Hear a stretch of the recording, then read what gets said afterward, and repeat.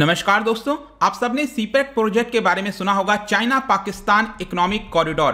तो इसका जो एंड है वो आप देखे होंगे कि जो बलूचिस्तान का ग्वादर पोर्ट है वहां पर जाकर ये होता है। और ग्वादर पोर्ट में पाकिस्तान चाहता था कि ज्यादा से ज्यादा इन्वेस्टमेंट आए ताकि वहां पर लोगों को अपॉर्चुनिटीज मिले जॉब्स की, और जो पूरा बलूचिस्तान है अक्सर न्यूज में रहता है वहां पर थोड़ा सा सुधार हो। इसको लेकर 2019 में पाकिस्तान ने सऊदी अरबिया की जो कंपनी है अरामको, उसके साथ यहां पर एक डील किया था जिसके तहत $10 बिलियन का एक बहुत बड़ा इन्वेस्टमेंट होता है।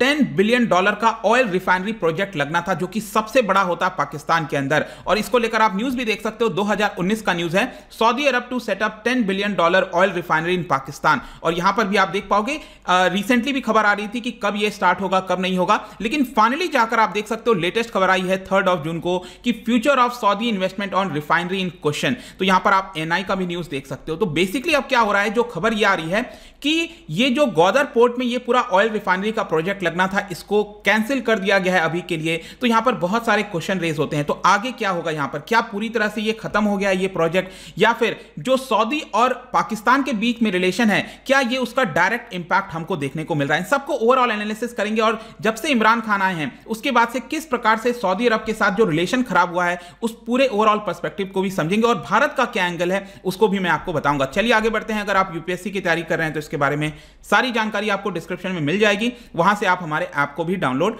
कर सकते हैं। एग्जैक्टली हुआ क्या है, सबसे पहले हम ये देख लेते हैं। जैसे जैसे यहां पर सऊदी अरब और पाकिस्तान के बीच में रिलेशंस में गिरावट आई है, वैसे वैसे आपको देखने को मिलेगा कई सारे प्रोजेक्ट जो हैं, जैसे लोन हो गया, कुछ कुछ चीजों में आपको विरोध देखने को मिल रहा होगा सऊदी अरब के द्वारा। तो यहां पर अब क्या हुआ है कि जो फ्यूचर इन्वेस्टमेंट होना था ये रिफाइनरी को लेकर, ये अब काफी ज्यादा अनसर्टेन हो गया है। ऐसा मैं क्यों कह रहा हूं, क्योंकि प्राइम मिनिस्टर इमरान खान के जो स्पेशल असिस्टेंट है SAPM, उनके द्वारा यहां पर बोला गया है कि Saudi Arab will not install a refinery at Gwadar. जी हां, ये उनके द्वारा बयान आया है कि Saudi Arab will not install a refinery at Gwadar, but Saudi Arab ने शायद ये इंडिकेट किया होगा कि हम दूसरी जगह यहां पर खोलने की कोशिश करेंगे। जैसे कि यहां पर आप देख सकते हो, ये पूरा पाकिस्तान का मैप आपको दिख रहा होगा, और जो इसका सबसे बड़ा प्रोविंस है ये आपका बलूचिस्तान। तो पहले ये हो रहा था कि यहां पर जो ग्वादर पोर्ट है, ये इधर आपको मिलेगा एग्जैक्टली करीब, ठीक है, यहां पर ग्वादर पोर्ट है, यहां पर लगवाया जाना था, काफी बड़ा प्रोजेक्ट था। लेकिन अब यहां पर बोला जा रहा है कि जो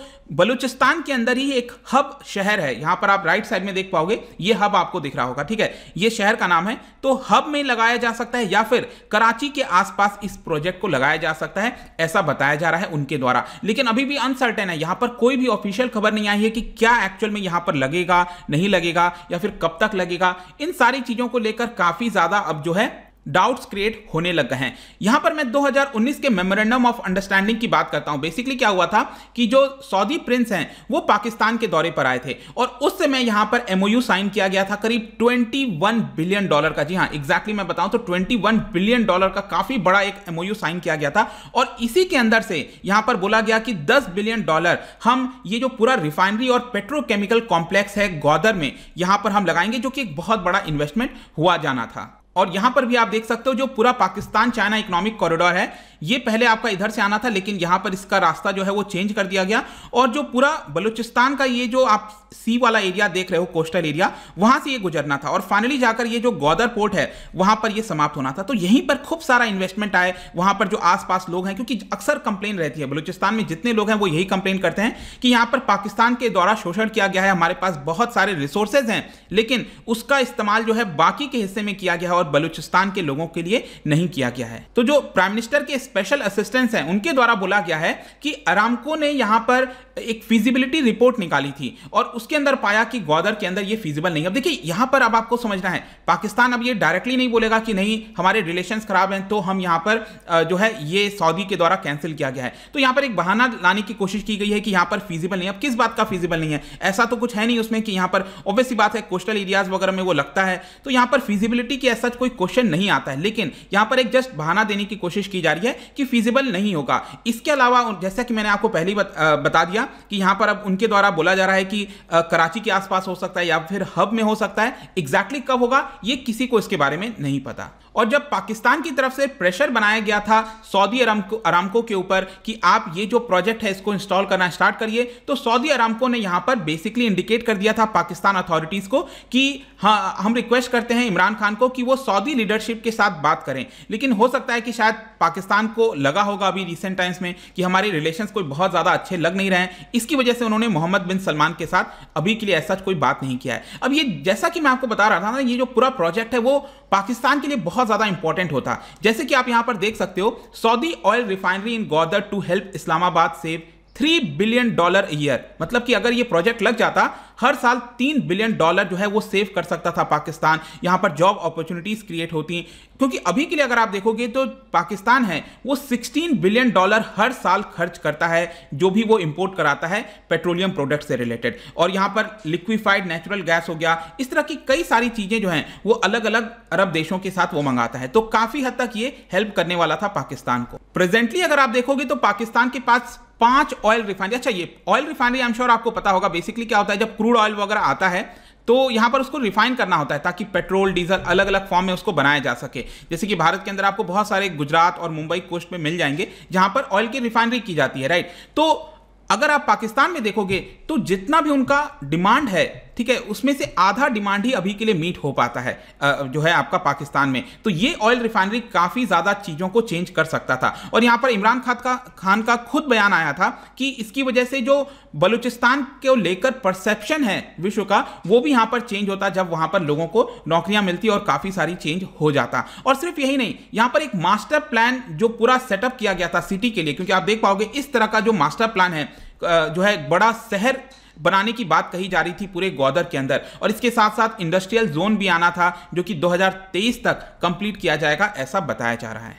लेकिन अब ये सारी चीजें काफी ज्यादा डाउटफुल हो गई हैं। लेट्स सी कि अब यहां पर ये जो $10 बिलियन का प्रोजेक्ट कैंसिल हुआ है, क्या इसकी वजह से बाकी प्रोजेक्ट्स भी कैंसिल होते हैं? चाइना का क्या रिएक्शन आता है ये तो समय बताएगा। लेकिन यहां पर अब मैं आता हूं एनालिसिस पार्ट पर। जो पाकिस्तान सऊदी का रिलेशन अगर आप देखोगे तो काफी हद तक उसमें भारत का रोल रहा है। जी हां, भारत ने जो स्टेप लिया था 2019 में उसका एक बहुत बड़ा रोल रहा है। मैं आपको एक एक करके बताता हूं। देखिए 2018 में इमरान खान की सरकार आई थी, और उस समय अगर आप देखोगे तो जो पाकिस्तान मिलिट्री है और सऊदी अरब के बीच में ऑलरेडी रिलेशंस काफी अच्छे थे, जिसकी वजह से सऊदी अरब काफी सारा डोनेशंस प्रोवाइड करता था, लोन प्रोवाइड करता था, तो इसकी वजह से चीजें ठीक चल रही थी।